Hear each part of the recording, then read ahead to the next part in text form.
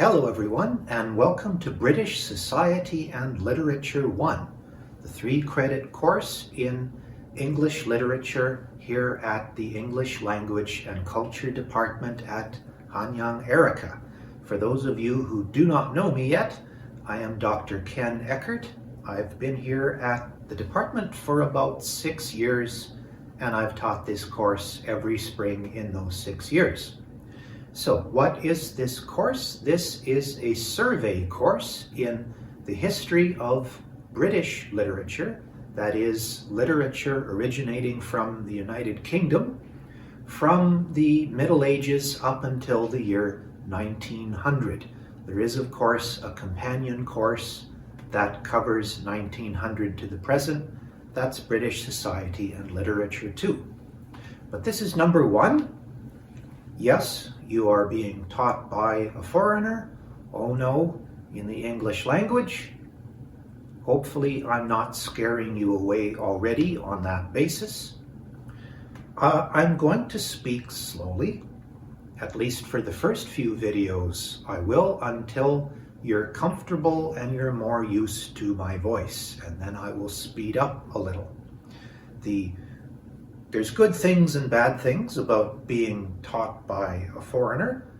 One of the bad things is that you have to get used to me speaking in English, but the good thing is that it's good practice. And really, when I teach this course, I'm not really teaching it any differently than the way I would teach native speakers. Okay. So a bit of house cleaning in this course. I know lots of people want or need to take this course.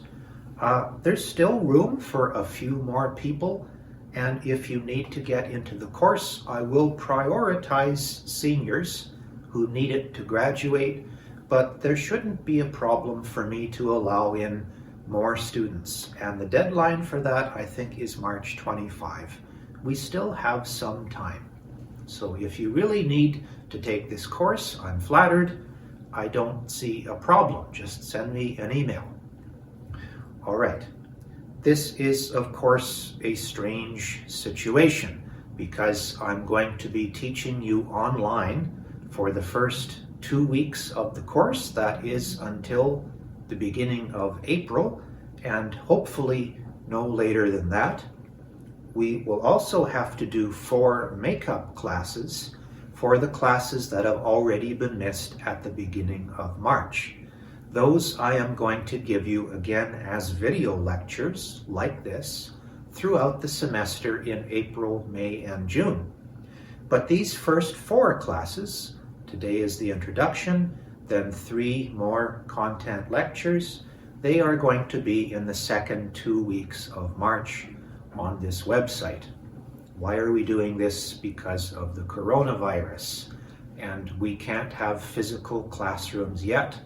Hopefully we will in April, and at that time we can have a class in person, and it will feel more comfortable and a little less weird. But on the plus side, when you watch this video, if you don't understand something, you can scroll back and you can watch it again. So, relax. The first month of university is always scary. After a while, it feels more comfortable and it feels more fun. So try to make the best of the circumstances. Try to enjoy the videos. I don't make them as punishment, but I do try to say things or discuss things, as well as choose texts that are interesting for you. So now is the time for us to look at the syllabus in more detail.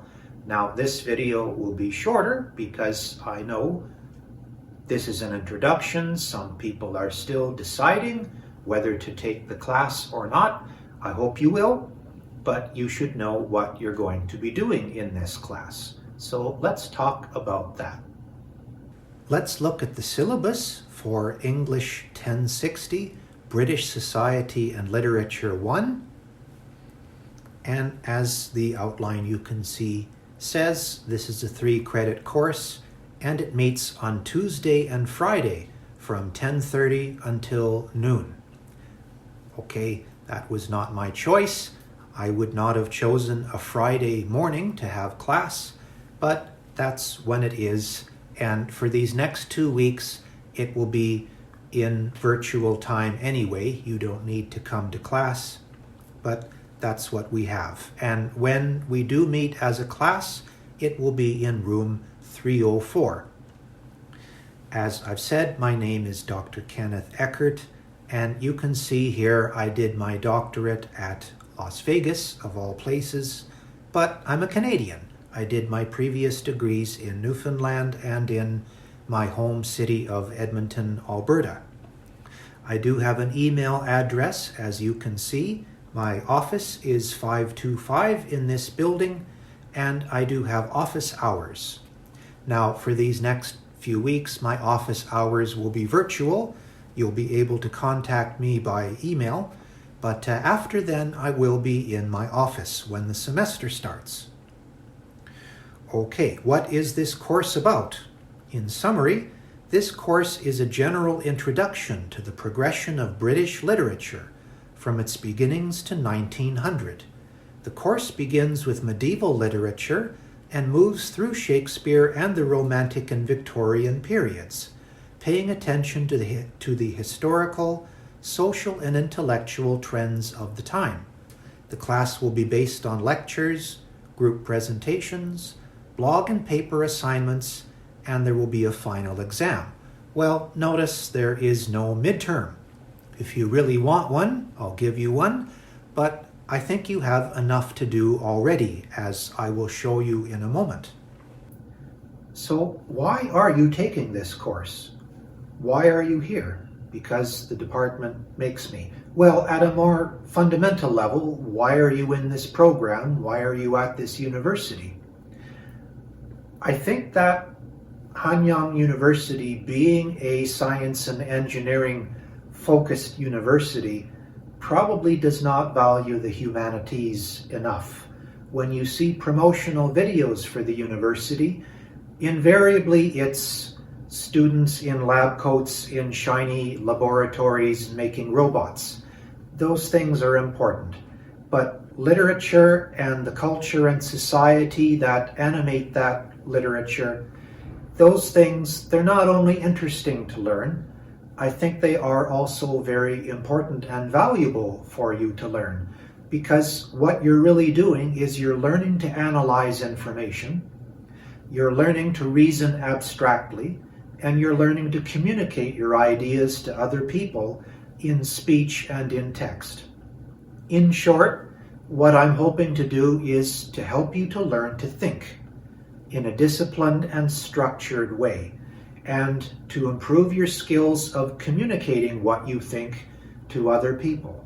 And those two skills really are critical to whatever career you're going to enter. As for class rules, obviously I'm going to be speaking in English almost all of the time, and you will need to as well. You'll need to practice and improve your English skills by using them in class. Understandably, when we break into group work and you're working with your team members, you might be switching to Korean, that's fine. But when you're interacting as a class and with me, it will be in English. So I think there's good things and bad things about having a foreign professor or an English-speaking professor as an instructor. I think the good thing is that we tend to be more easygoing. If you have to go to the bathroom, you don't have to ask me, just go. If you are hungry, you can bring something to eat to class. You can set up a samgyeopsal grill and do a few soju shots, that's fine. I don't mind. If you want to bring your computer or your tablet or phone to class, you need to look up something, that's fine. You're an adult, I'm going to trust you. The bad thing about having a foreign professor, again as a generality, is that we're probably going to be more strict about you really being here. And by that I mean I expect you to be here in mind as well as in body. If you're here and you're asleep, you're not here. If you're here and you sit in the back row and you avoid eye contact all class while you play on your smartphone, you're not here. I'm not stupid. I know what you're doing. You're not here. Your body is here, but your mind is far away. And if you're doing that, you might as well stay at home. So if you come to class, I will expect you to respond and to participate to what's going on in the class. Texts. Now, more good news. This is one of the cheapest courses you can take because everything you read in this class is free. If you want to buy the texts, wonderful. If you don't or you can't, you can read everything in this course online for free because it's all public domain. It's all at least 120 years old. Everything in this course is online for free. Now, the first thing we'll be reading is some Old English poetry. I will give you the translations. You will not be reading it in the original Old English. And I'll be giving you some Chaucer. Again, I will give you modernized translations of these. So these documents will be in PDF form on the Blackboard site and on the WordPress site. Now, usually I use a WordPress site to distribute all of these materials and for the comment and blog posts. I may switch to Blackboard this semester because 2 weeks of this is already on Blackboard. So I might ask you in April which you prefer. Anyway, in some way I will give you the reading in Old English and for Chaucer. The Merchant of Venice by Shakespeare. Again, don't panic. You will not have to read this in 400-year-old English. I will give you a dual language version, which is in Elizabethan English and in modern English. If you buy this book, I recommend you use the No Fear Shakespeare versions, which again have both languages. From then on, we move into Pride and Prejudice by Jane Austen, because everyone loves a romance. The earlier stories I'm giving you, the Old English and Chaucer, a lot of those stories are funny or silly or dirty or religious. But Pride and Prejudice, it's a romance. I think it's pretty approachable. When you see the book, you'll say, oh my gosh, it's too thick. How can I read it all?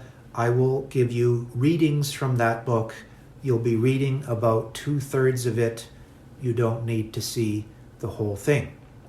After then, we'll be doing some poetry. I'll give you a handout again.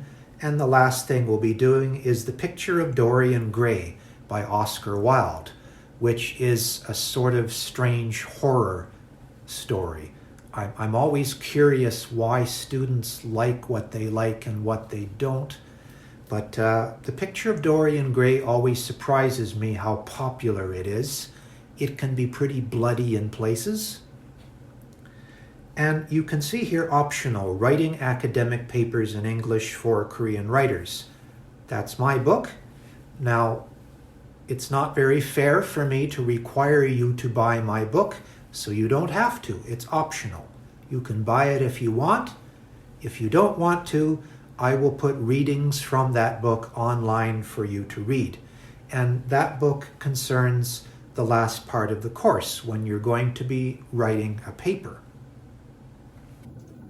I wanted to make a brief note on this. If I haven't already stated this, you can use any English language version of these texts you like. And if they're before 1934, you can even read them for free online. So I'm not worried which edition of these books you buy or which ones you read, so long as they are in English. Please don't read a Korean version because you're not learning to read in English that way. The other thing I'm asking you not to do is please do not watch the movie as a substitute for reading the text. There's nothing wrong with watching the movie in addition to reading it. But if you only watch the movie, you're missing out. You're not learning how to understand written text. And also, movies often change the original story. And because movies need to fit into 2 hours, they often leave out a great deal from the original text. Now, the evaluation for the course. Paper assignments, there'll be 2 drafts times 15% to equal 30%. Okay? Don't panic. You're not writing 2 papers.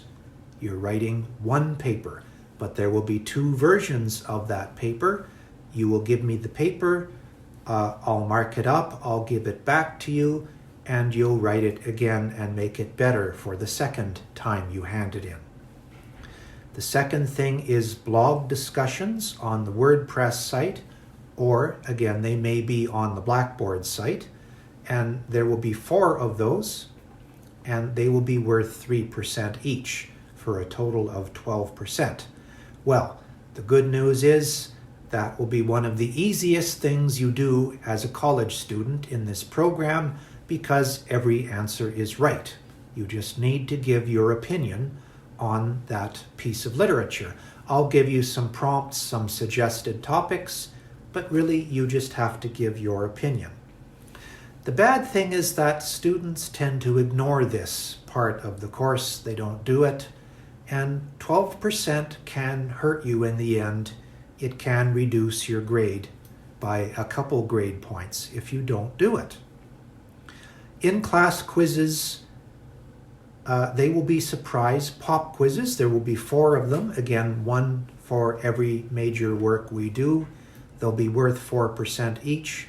And there will be a little bit of writing and peer edit activity to equal 20%. The group project. Now, I'll talk more about your groups in a moment, but you'll be doing some kind of group activity, whether it's a live presentation, a podcast, a video production like the one I'm making right now, or it could be a website or Wikipedia project. That will be worth 18%. And the last thing is the final exam, which will be a short answer plus essay, and it will be 20% in value. Now there's something important you may have noticed by now. Where is attendance? It's not there. Because in my classes, attendance is worth 0%. Attendance is not worth anything. So please don't bring me sick notes. They make no difference to your grade. Attendance is worth nothing. The only situation where a sick note might make a difference is military service, a teaching practicum. Yes, I will make special arrangements for people in those situations. Or if you missed a quiz or a presentation, or in a worst case scenario, a final exam, in those situations, yes, a sick note might be important. As well, I must fail students who miss 10.0 classes. That is university regulations. If you are in the range of 7, 8, 9, yes, again, a sick note might be important. But otherwise, please don't bring me your sick notes. I trust you. You're an adult. If you're not feeling well, if you're hungover, you have something to do, and you can't come to class, it's okay. You're an adult. The flip side of being an adult is that you are still responsible for what happens in the class. Plagiarism. Every semester, or at least once a year, I catch a student for stealing or copying material from the internet, and they will say, I didn't know it was wrong. Yes, you do know it is wrong, and I'm telling you right now it is wrong. What is plagiarism? Plagiarism is not using another source. It is using another source and not telling me. So if you copy something from the internet and you tell me this is copied, that's not a problem. It's a problem if you use a source from the internet and you don't tell me and you pretend you wrote that. If you do that, I will fail the assignment and I will report it to the department chair. If you're scared about that and you're worried about plagiarizing accidentally, don't worry, we will talk about this. So you can see under the daily plan what we're going to do every day. Today is the introduction to the class, March 17, the speech that I'm giving you right now. The next class, March 20, on that day I will post a history lecture that talks about, in a very short version, the background or the history of England, and in the hopes that it will help frame and explain some of the texts we're going to read. The following Tuesday, I'll talk about the history of the English language, and I'll talk about how to present. So again, your group project could be a live presentation, it could be a podcast, could be a video, could be a website. I'll talk about the different forms of that project.